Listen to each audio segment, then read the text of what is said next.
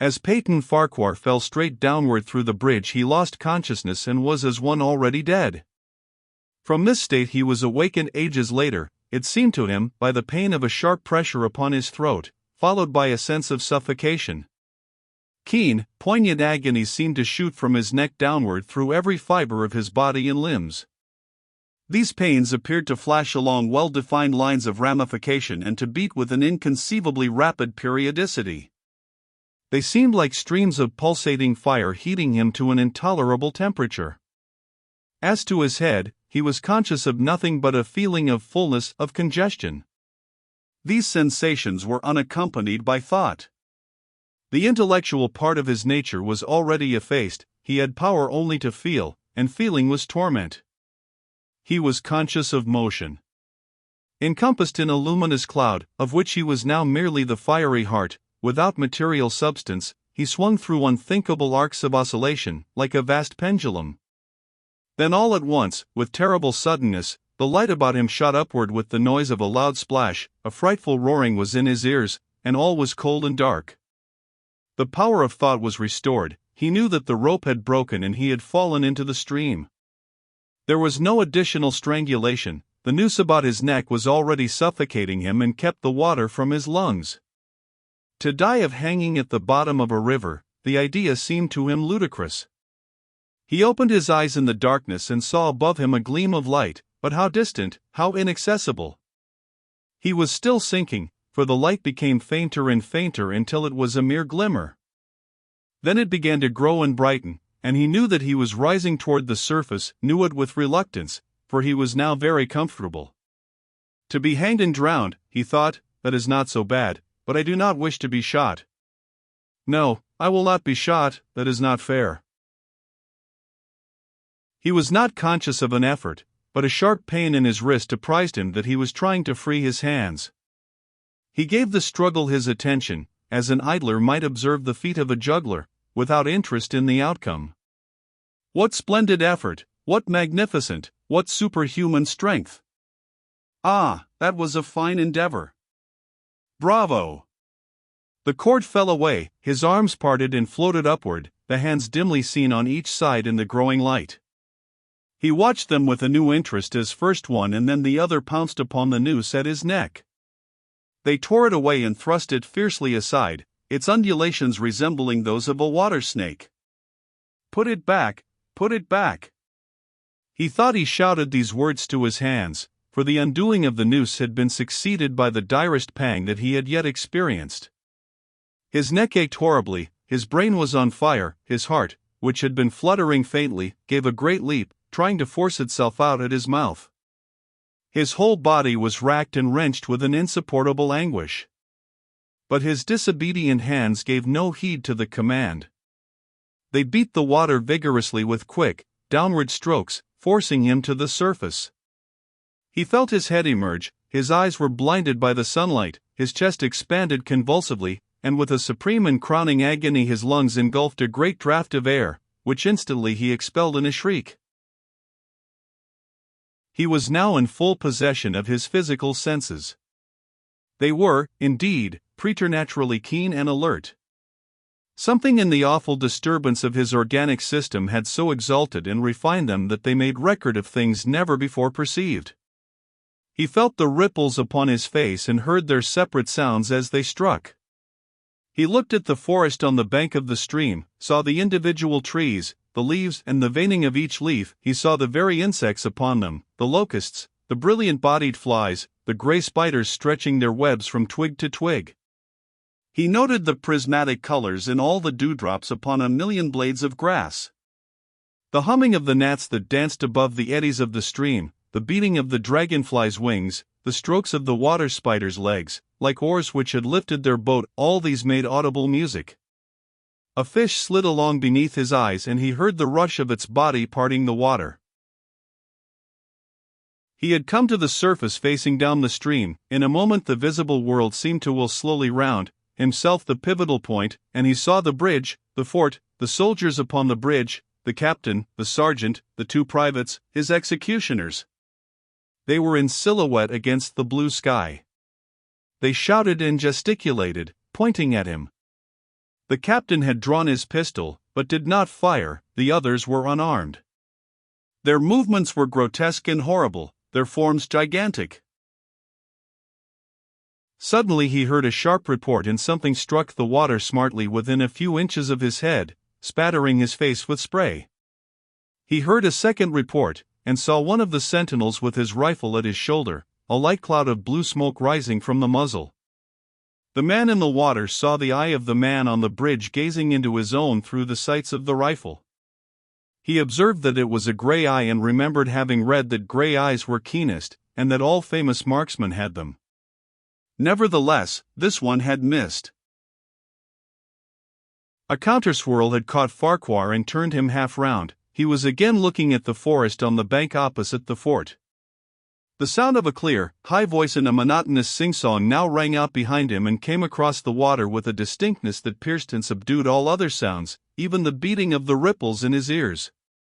Although no soldier, he had frequented camps enough to know the dread significance of that deliberate, drawling, aspirated chant. The lieutenant on shore was taking a part in the morning's work. How coldly and pitilessly, with what an even, calm intonation, presaging, and enforcing tranquility in the men, with what accurately measured interval fell those cruel words. Company. Attention. Shoulder arms. Ready. Aim. Fire. Farquhar dived as deeply as he could. The water roared in his ears like the voice of Niagara, yet he heard the dull thunder of the volley and, rising again toward the surface, met shining bits of metal, singularly flattened, oscillating slowly downward. Some of them touched him on the face and hands, then fell away, continuing their descent. One lodged between his collar and neck. It was uncomfortably warm and he snatched it out. As he rose to the surface, gasping for breath, he saw that he had been a long time under water. He was perceptibly farther downstream, nearer to safety. The soldiers had almost finished reloading. The metal ramrods flashed all at once in the sunshine as they were drawn from the barrels, turned in the air, and thrust into their sockets. The two sentinels fired again, independently and ineffectually. The hunted man saw all this over his shoulder. He was now swimming vigorously with the current. His brain was as energetic as his arms and legs. He thought with the rapidity of lightning. The officer, he reasoned, will not make that martinet's error a second time. It is as easy to dodge a volley as a single shot. He has probably already given the command to fire at will. God help me, I cannot dodge them all. An appalling splash within 2 yards of him was followed by a loud, rushing sound, diminuendo, which seemed to travel back through the air to the fort and died in an explosion which stirred the very river to its deeps. A rising sheet of water curved over him, fell down upon him, blinded him, strangled him. The cannon had taken a hand in the game. As he shook his head free from the commotion of the smitten water, he heard the deflected shot humming through the air ahead, and in an instant it was cracking and smashing the branches in the forest beyond. They will not do that again, he thought. The next time they will use a charge of grape.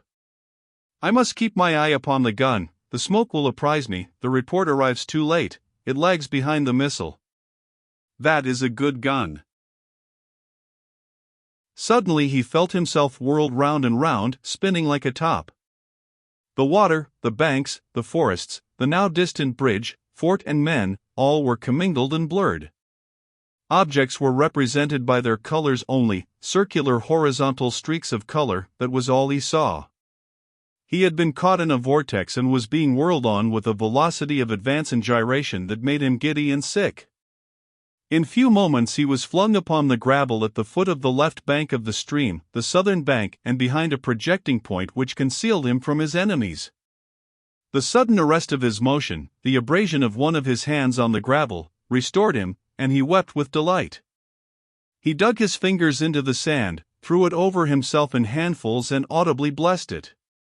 It looked like diamonds, rubies, emeralds. He could think of nothing beautiful which it did not resemble. The trees upon the bank were giant garden plants. He noted a definite order in their arrangement, inhaled the fragrance of their blooms. A strange roseate light shone through the spaces among their trunks, and the wind made in their branches the music of Aeolian harps. He had not wished to perfect his escape, he was content to remain in that enchanting spot until retaken. A whiz and a rattle of grapeshot among the branches high above his head roused him from his dream. The baffled cannoneer had fired him a random farewell. He sprang to his feet, rushed up the sloping bank, and plunged into the forest. All that day he traveled, laying his course by the rounding sun. The forest seemed interminable, nowhere did he discover a break in it, not even a woodman's road. He had not known that he lived in so wild a region. There was something uncanny in the revelation. By nightfall he was fatigued, footsore, famished. The thought of his wife and children urged him on. At last he found a road which led him in what he knew to be the right direction. It was as wide and straight as a city street, yet it seemed untraveled. No fields bordered it, no dwelling anywhere. Not so much as the barking of a dog suggested human habitation. The black bodies of the trees formed a straight wall on both sides, terminating on the horizon in a point, like a diagram and a lesson in perspective. Overhead, as he looked up through this rift in the wood, shone great golden stars looking unfamiliar and grouped in strange constellations. He was sure they were arranged in some order which had a secret and malign significance. The wood on either side was full of singular noises, among which once, twice, and again, he distinctly heard whispers in an unknown tongue. His neck was in pain, and lifting his hand to it found it horribly swollen. He knew that it had a circle of black where the rope had bruised it. His eyes felt congested, he could no longer close them. His tongue was swollen with thirst, he relieved its fever by thrusting it forward from between his teeth into the cold air. How softly the turf had carpeted the untraveled avenue, he could no longer feel the roadway beneath his feet. Doubtless, despite his suffering, he had fallen asleep while walking, for now he sees another scene, perhaps he has merely recovered from a delirium. He stands at the gate of his own home. All is as he left it, and all bright and beautiful in the morning sunshine. He must have traveled the entire night. As he pushes open the gate and passes up the wide white walk, he sees a flutter of female garments. His wife, looking fresh and cool and sweet, steps down from the veranda to meet him. At the bottom of the steps she stands waiting, with a smile of ineffable joy, an attitude of matchless grace and dignity. Ah, how beautiful she is! He springs forwards with extended arms. As he is about to clasp her, he feels a stunning blow upon the back of the neck. A blinding white light blazes all about him with a sound like the shock of a cannon, then all is darkness and silence. Peyton Farquhar was dead, his body, with a broken neck, swung gently from side to side beneath the timbers of the Owl Creek Bridg.